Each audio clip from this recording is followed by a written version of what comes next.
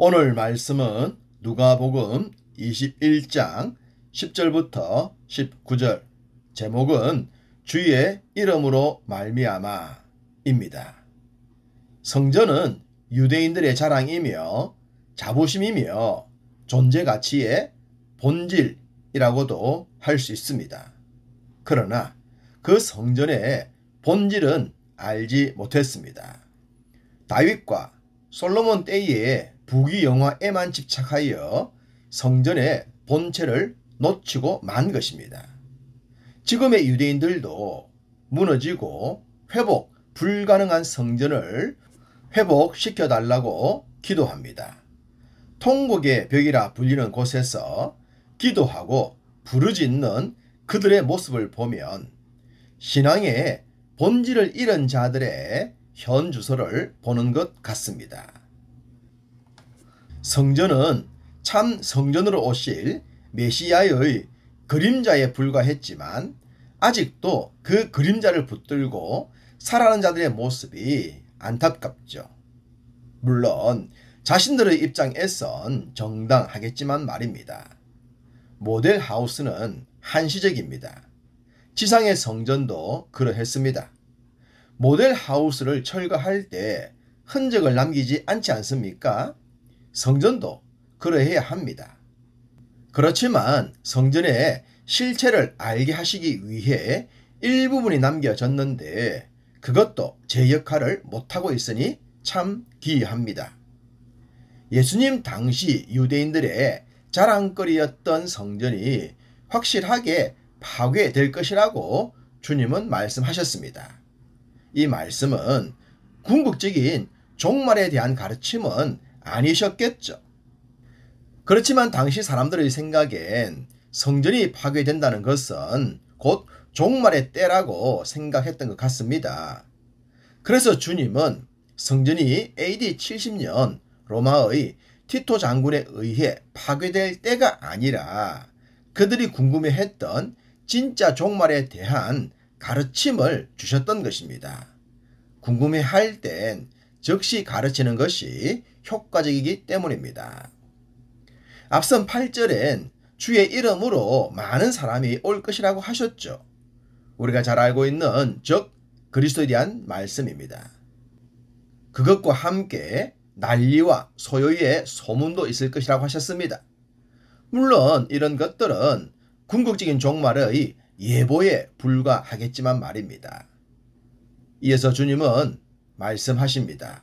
민족이 민족을, 나라가 나라를 대적하겠고 곳곳에 큰 지진과 기근과 전염병과 또 무서운 일과 하늘로부터 큰 징조들이 있을 것이라고 말입니다. 인류의 역사는 전쟁의 역사다 라고 해도 과언이 아닐 정도로 전쟁은 끊이지 않습니다. 자연재해는 더 무섭죠. 근간의 날씨 변화는 진짜 종말이 올 것만 같아 보이지 않습니까? 새로운 바이러스들도 그러합니다. 그렇지만 믿는 우리에겐 이런 재앙들보다도 훨씬 더 심각한 것이 있습니다. 그것은 주님을 믿는다는 것 때문에 그 이름으로 말미암아 일어날 일들이 있기 때문입니다. 12절 내 이름으로 말미암아 너희에게 손을 대어 박해하며 회당과 옥에 넘겨주며 임금들과 집권자들 앞에 끌어가리라고 하셨습니다. 종말의 때가 아니더라도 예수 믿는 것으로 인해 받는 박해가 있지 않습니까? 가정에서, 직장에서, 친구들과의 모임에서요. 집에선 인정과 사랑을 받지 못하고 직장에선 따돌림과 조롱을 받거나 진급에 손해를 보는 경우가 있습니다. 친구들도 술자리 등등에서 조롱하는 경우도 많죠. 종말의 때가 아님에도 불구하고 이런 피해를 입으면 힘듭니다. 그래서 믿음을 포기하거나 아예 믿지 않는 자처럼 행동하곤 합니다. 주님은 주님으로 말미암아 큰 공경에 처하게 될 일이 너희에게 증거가 되리라 하셨습니다. 아니 힘들게 살아가는 것이 무슨 증거가 된다는 말씀입니까? 그것은 영적인 세계가 실존하다는 것을 알게 하죠. 진짜 종말이 있다는 것도 알게 합니다. 세상은 주와 주님을 사랑하는 자들을 미워한다는 증거입니다. 믿음 생활을 하다가 혹시라도 진짜 천국과 지옥이 있을까? 성경은 진짜 하나님의 말씀이 맞을까? 오직 믿음으로만 천국 간다는 것이 사실일까? 혹시라도 내가 바보처럼 속겼거나 낚였거나 쇠뇌당한 것은 아닐까 하는 생각들을 해보신 적이 있을런지요? 이런 작은 의문들에 대해 종말 징조에 대한 주님의 말씀은 증거가 된다고 하셨습니다. 주님이 다시 오시기 전 종말의 때를 맞게 된다면 많이 힘들지 않겠습니까? 우리가 아니더라도 믿는 지체들이 말입니다. 그런 때를 염려할까 싶어서 주님은 이런 말씀도 주셨습니다. 14절과 15절. 그러므로 너희는 변명할 것을 미리 궁리하지 않도록 명심하라. 내가 너희의 모든 대적이 능히 대항하거나 변박할 수 없는 구변과 지혜를 너희에게 주리라. 내일을 염려하지 말라고 하신 말씀처럼 그날을 걱정하지 말라고 하셨습니다. 늘 말씀드리지만 매일의 삶을 믿음으로 살아간다면 종말은 지극히 자연스러운 일상처럼 맞게 될 것입니다. 마치 에녹이 하나님과 동행하다가 죽음을 보지 않고 천국에 들린 것처럼 말입니다. 사탄은 종말을 교묘하게 악용합니다. 많은 이단들도 그러하죠. 그들은 대부분 종말과 관계된 말들로 사람을 옳가맵니다.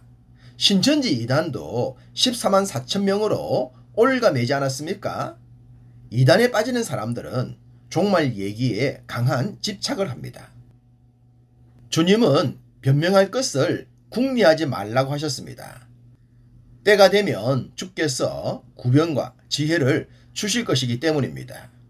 이 말씀은 평상시 말씀과 함께하는 삶을 충실히 살면 그 말씀이 구변과 지혜가 되어서 우리를 지켜주실 줄로 믿습니다.